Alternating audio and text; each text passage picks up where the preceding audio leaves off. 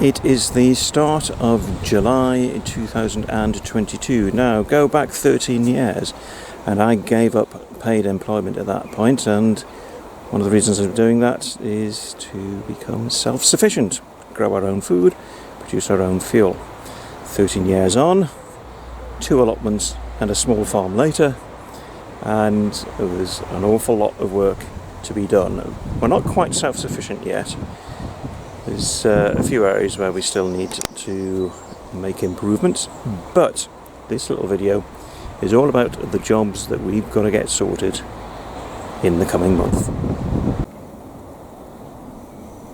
We have 19 sheep.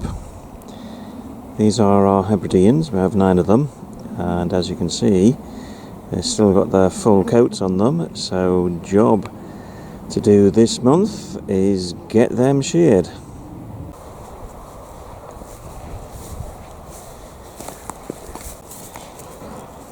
This is Rex, our Texel ram. As you can see, he's already been sheared. He was done in June.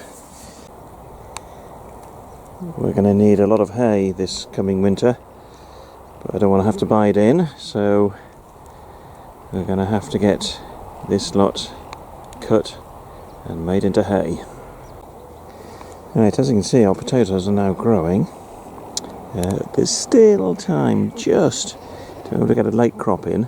Remember, the days are getting shorter, so the sooner you get your potatoes in, the better, and certainly have to be in before the end of this month. These are leeks waiting to be planted up, and we're going to use spare potato rows here to get them in, but again, now is a good time to get these planted. We're not planting up too many at the minute, but that should give us a good supply through the winter. Soft fruit is ripening, so that all needs to be picked, so we'll inevitably be having some jam making this month as well.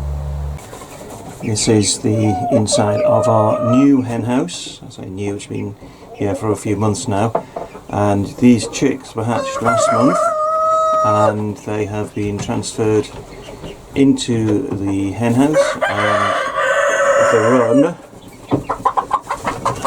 but at the moment they're not too keen on going outdoors. Now, they were only put in here last night, so there's plenty of time for them to get used to the much more lavish and bigger surroundings than the cage they were in previously. So July is quite a busy month for us for rearing chickens.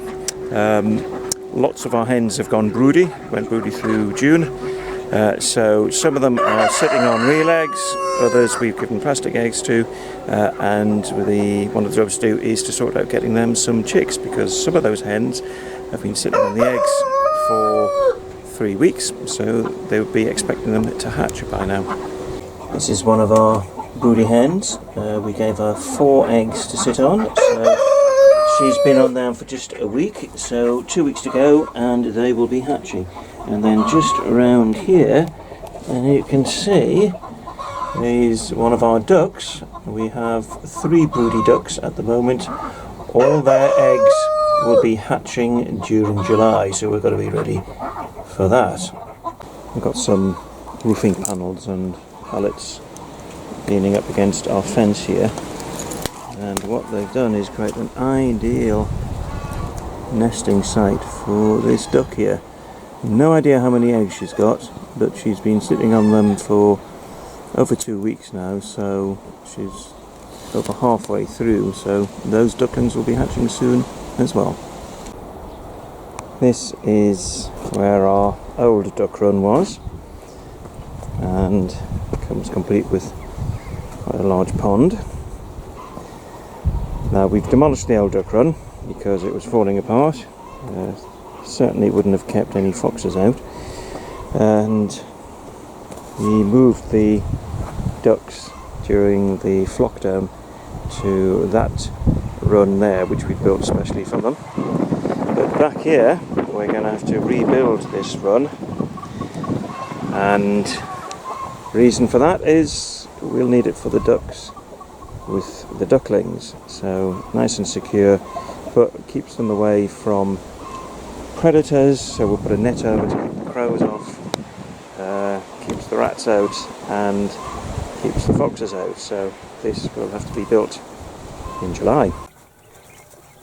We hatched a lot of quail chicks in June, and here they are. We've got 10, and later in July, when these are big enough, we'll need to move them to the quail house.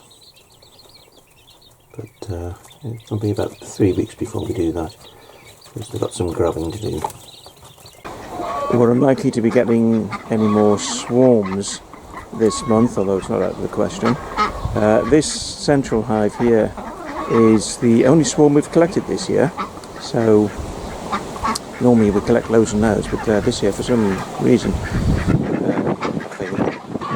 thing for us to pick up, except for this one. But this one's nicely established, but during July we've got to keep an eye on it. We've got some other hives which have really strong colonies in them, and we'll be checking them for honey during July. We built up quite a supply of logs and branches during the winter. We had 4 or 5 major storms, which I think was supposed to be once in a century event, so we had 5 in one winter. Hey. And the reason why we are interested in these logs and branches is because this is fuel for our house. We will burn the logs on our stove and keep the house warm. We're also building up a supply of kindling, and a lot of the kindling will hopefully be used on an outdoor oven that we are planning to build in the near future. Now, we're not planning to build that during July. One of the jobs we have to do is get all the firewood chopped up. So we've got some of it chopped up already, but as you can see, some of these big logs are still waiting to be done, and we've got more of the branches over here that need chopping for kindling. Now, the goats were put onto these earlier this year, and they stripped the bark and quite a few of the twigs as well, and as you can see, we've got lots to gather up. And in recent months we've managed to build up this quantity of kindling. As I say, some of this will be used in the outdoor oven once we've built it. So that's where we are at the start of July, so join us in a few weeks' time to see how many of those jobs we actually got done.